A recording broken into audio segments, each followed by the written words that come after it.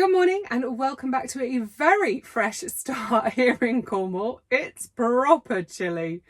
Today we're making stir-fried squid, and I hope that if you give this recipe a go next time you're out and about, that you love it. So I'm kind of starting at the end today and working back because I don't have hot water in here. I haven't got a sink and a tap. What I don't want to do is be chopping up raw seafood and then get it all over the board and the knife, and then go and chop up the veggies and like the coriander that I'm going to sprinkle on at the end, because obviously that's not going to get cooked.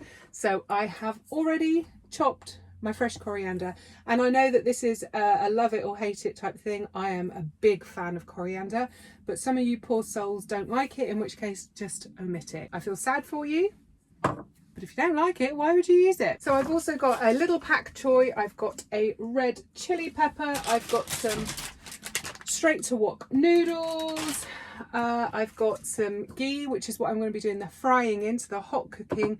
I've also got some toasted sesame oil that I'm going to put on at the end, purely for flavour because it's delicious.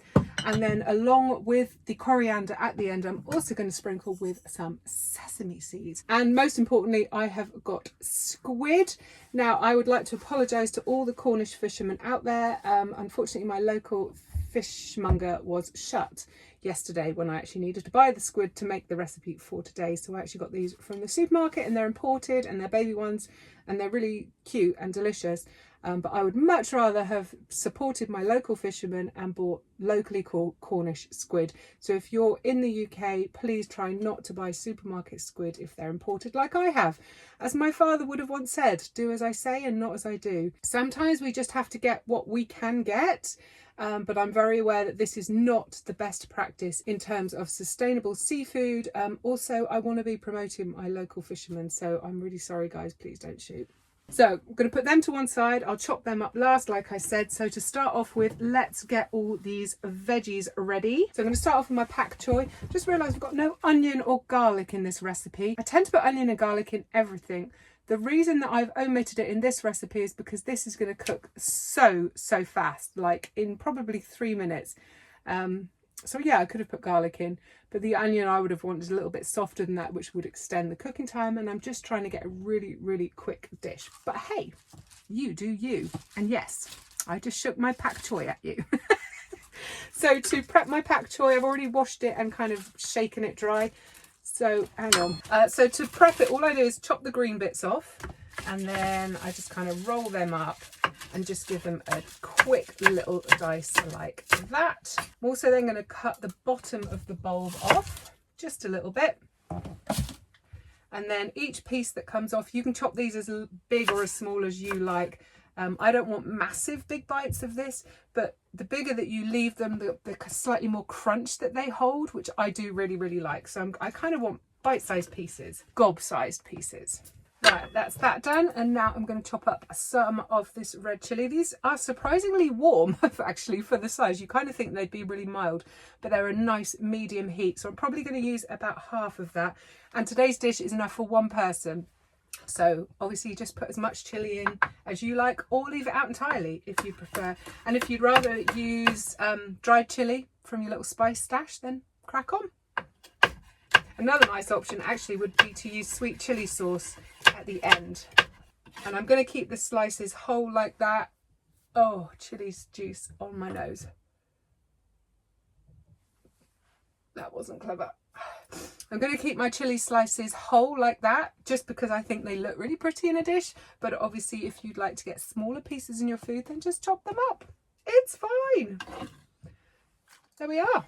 Right, quick scout around. I think I've prepped everything that I need to before I get juicy from the squid. Oh no, I haven't. Oh, thank goodness, I just saw that. My lemongrass. I would recommend using lemongrass in this recipe. If you don't, it's still going to be delicious, but lemongrass is really yummy. So if you can find it and you like it, then use it. I'm just going to move that camera up a bit. Hang on. So if you want to use lemongrass in this recipe too, you need a fresh stick of lemongrass. So don't go to where the dried herbs and spices are in the supermarket. You can get them in there, but they're dried. You don't want that. So you want to go to like where your herbs, your fresh coriander is and your fresh chili peppers are in the supermarket. And they kind of look like that. Well, they don't kind of, they do. That's what they look like. Now, the way that I prep these is I always take off the outer skin or leaf, if you like. I don't know that there's any reason to do that. I do it with leeks as well. I kind of think that these have come from faraway climes. These aren't grown in the UK. And very often fruits and vegetables that are processed a long way away from where you end up buying them, very often they're sprayed with stuff to stop them sprouting or rooting or whatever. Personally, I just remove the outer skin for peace of mind that any spray that's on there has now just been removed. I don't bother washing this, by the way. That's all that I do. I then take off just the top little nubbin.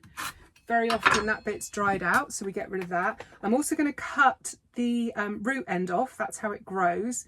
But I'm not going to do that just yet because I want that to hold the whole stalk together. And then what I want to do is inside here is layers and layers, like a leek. There's layers and layers of these like leaf bits. So it's just kind of, I don't even know how to explain this. I'm sorry, it's really early in the morning and I've only had 1 cup of coffee. But basically what I'm going to try and do is break down the structure of the leaves inside this stalk. So I'm going to hold on to this end, and then with the back of your knife, and you do need quite a heavy, quite a solid kitchen knife for this. Don't use the sharp end, the blade. Use the back of the knife. And then just bash up and down. Very noisy.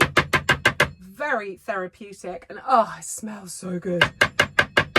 And what that does is it breaks down the fibres in the lemongrass so that when you come to chop it, you naturally get much smaller pieces, and it just saves you a job. And it releases the aromatics, which, let me just tell you, I swear I could get high on that smell. It's so delicious.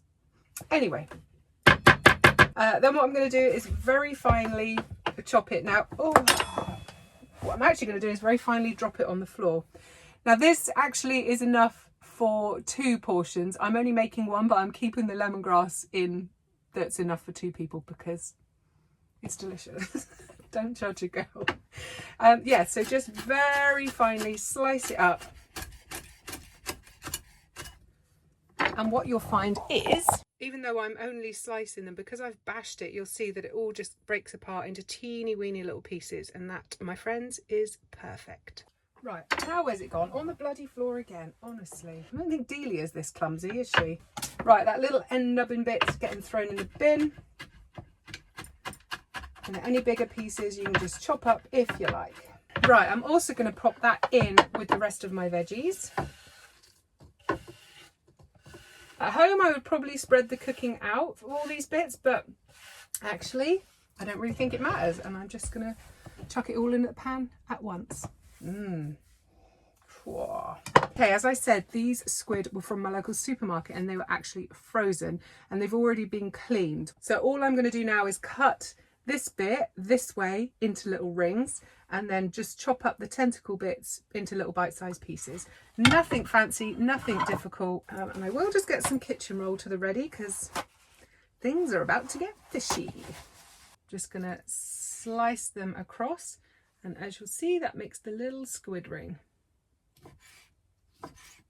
Now, I don't know squid well enough to know if small squid are generally more tender than big squid, as you'd find in a lot of animal meat. I don't know the answer to that. If anyone does, please let me know down below.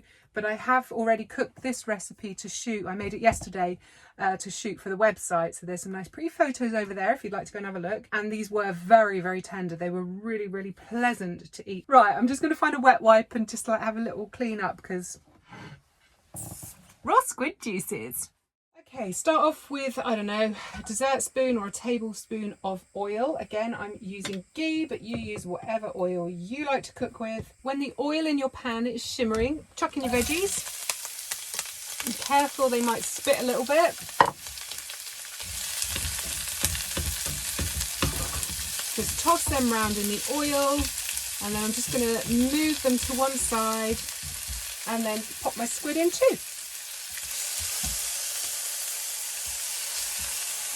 Try and get the squid in an even layer, and it's shriveling up already. It's cooked so fast. It's perfect for a really quick and easy supper. Should going to break up my packet of straight to wok noodles and then chuck them in the pan too. Trying to break up any bits that need to be. And these are rice noodles, but you could use any noodles that you like. Quick taste of that squid. Mmm, yummy. Piping hot, beautiful tender meat, no chewiness at all. That, my friends, is cooked. And now I'm just going to sprinkle with a little bit of sesame seed. I would have, if I'd remembered, drizzled with oil while it was in the pan, but that's fine. I don't mind this stuff raw. Just a little drizzle, that's just for flavour. Toasted sesame oil is just delicious, but it's one of those oils that apparently you don't want to cook at a very high heat. I don't know, I'm not a scientist, just what I've heard. So I add it at the end of cooking purely for flavour, or on the plate when I forget to add it at the end of cooking. Hey ho. Then coriander, just because. And there is my lunch. How good. Admittedly, if you don't like squid, this is going to make you feel sick. But for me, delicious. Right, have I got a fork? Here we go. Because we've got to have a little taste test now, haven't we? Right, what do I want? I want a bit of chilli, bit of squid, and a nice crunchy bit of pak choy.